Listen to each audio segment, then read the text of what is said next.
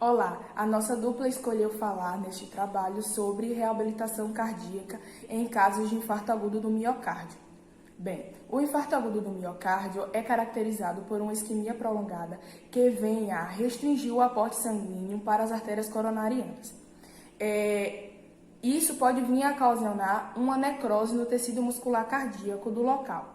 A área acometida perde a capacidade de contração e encurtamento, e isso pode vir a comprometer a bomba ventricular e influenciar diretamente no débito cardíaco e no volume sistólico. Geralmente, essa isquemia é ocasionada por trombose ou por algumas complicações na doença aterosclerótica. O IAM ele possui uma classificação funcional que é dividida em classe 1, que é o infarto não complicado, sem evidência de insuficiência cardíaca, a classe 2, tem evidência de insuficiência cardíaca leve e moderada, a classe 3, com insuficiência cardíaca grave e com edema agudo de pulmão, e a classe 4, que é aquele paciente que já se encontra em choque cardiogênico.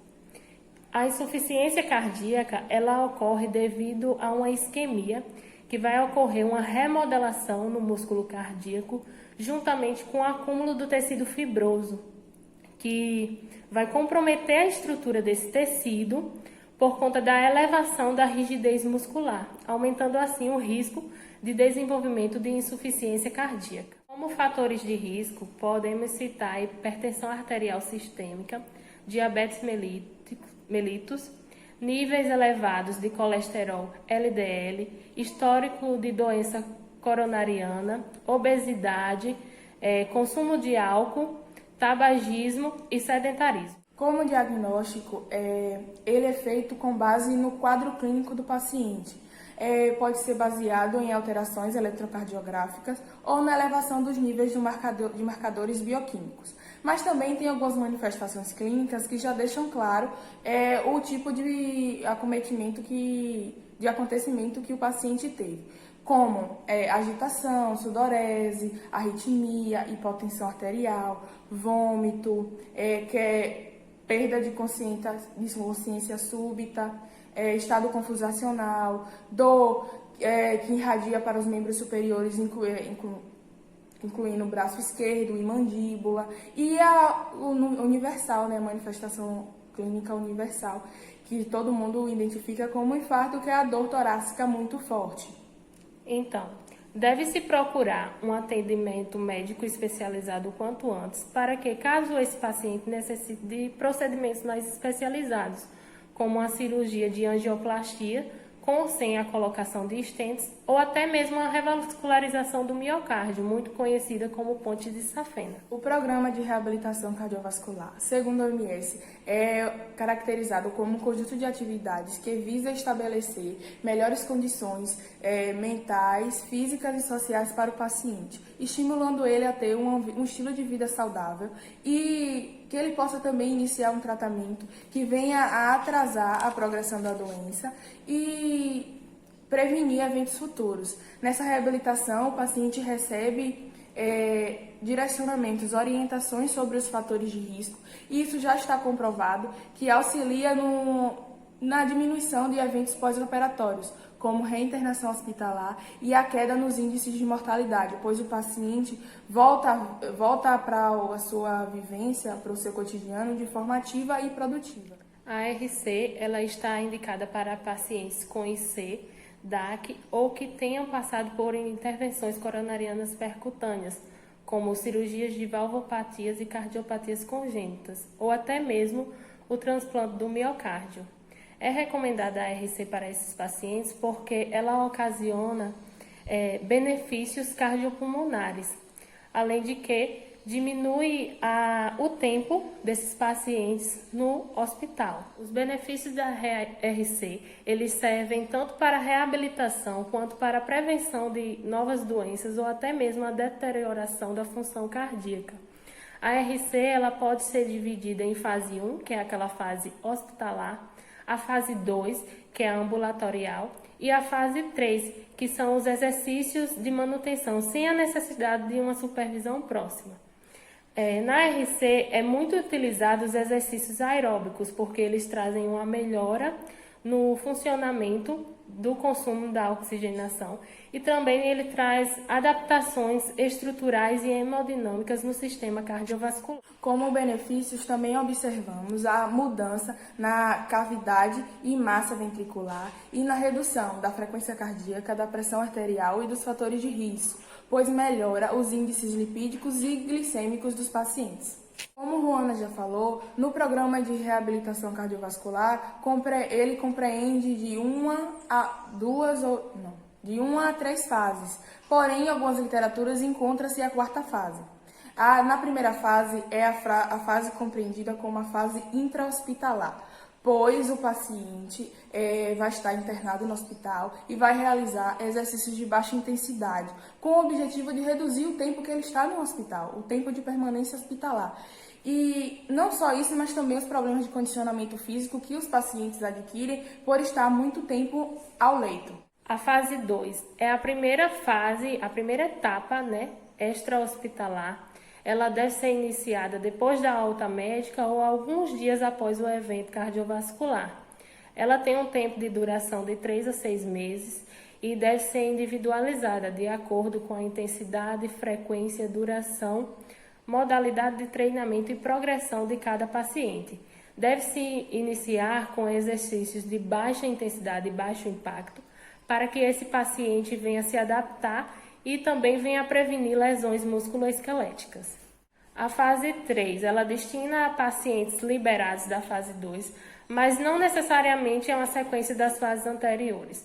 Ela pode ser iniciada em qualquer etapa do tratamento. Ela tem uma duração de 6 a 24 meses e tem como objetivo principal promover melhoras na função cardiovascular para que esse paciente possa voltar o quanto antes para as suas atividades profissionais, esportivas e de lazer com maior segurança. Já a fase 4 de reabilitação é a fase de manutenção dos ganhos obtidos nas outras fases. Mas essa fase, o controle é realizado à distância também e o paciente precisará manter o acompanhamento fisioterapêutico para tentar minimizar os riscos futuros e a progressão da doença. Geralmente os exercícios são elaborados de acordo à vida cotidiana para ser mesmo aplicados no dia a dia. Como todo tratamento, a reabilitação cardiopulmonar também tem contraindicações.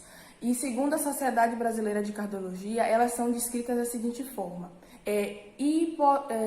hipotensão ou pressão arterial sistólica acima de 180 milímetros de mercúrio ou diastólica acima de 110 milímetros de mercúrio. Arritmia descontrolada, insuficiência cardíaca descompensada, dentre outras especificidades para a realização da reabilitação. Em relação aos exercícios, a prescrição do exercício deve se levar em consideração a intensidade, duração e frequência. A frequência deve se manter entre 40% e 85% da frequência máxima cardíaca. O exercício aeróbico ele produz adaptações cardiovasculares, como a vasodilatação na musculatura ativa e a redução da resistência vascular periférica. Além dos exercícios aeróbicos, também foi incluso lá em 1990 os exercícios resistidos no programa de reabilitação cardiovascular, só que referindo para todas as idades. Já o treinamento resistido, como eu falei no instante, promove uma maior resistência vascular periférica, gerando acúmulo de metabólitos, ocorrendo a ativação de quimiorreceptores. Esses exercícios aumentam a capacidade aeróbica do paciente, diminuindo a fraqueza dos membros inferiores. Porém, a intensidade tem que ser ponderada, ela tem que ser específica para aumentar a resistência muscular. Aí, por isso, sugere-se de 8 a 10 exercícios com a frequência de 2 a 3 vezes por semana. O exercício aeróbico é uma modalidade bastante utilizada para que se venha diminuir as consequências advindas do IAM. Recomenda-se que pratique pelo menos 30 minutos de exercício com intensidade moderada para que esses pacientes atinjam os benefícios necessários.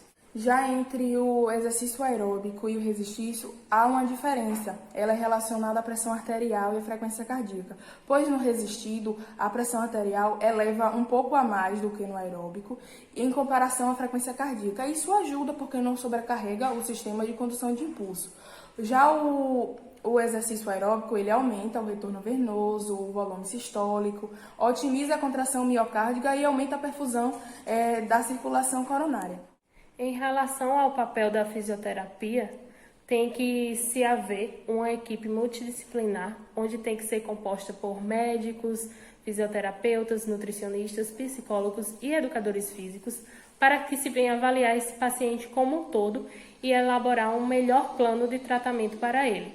A fisioterapia ela é essencial em todas as fases, pois ela vai utilizar de manobras, recursos e exercícios físicos para melhorar a função cardiorrespiratória desses pacientes. Os exercícios físicos são de extrema importância para eliminar e reduzir as limitações produzidas pela patologia.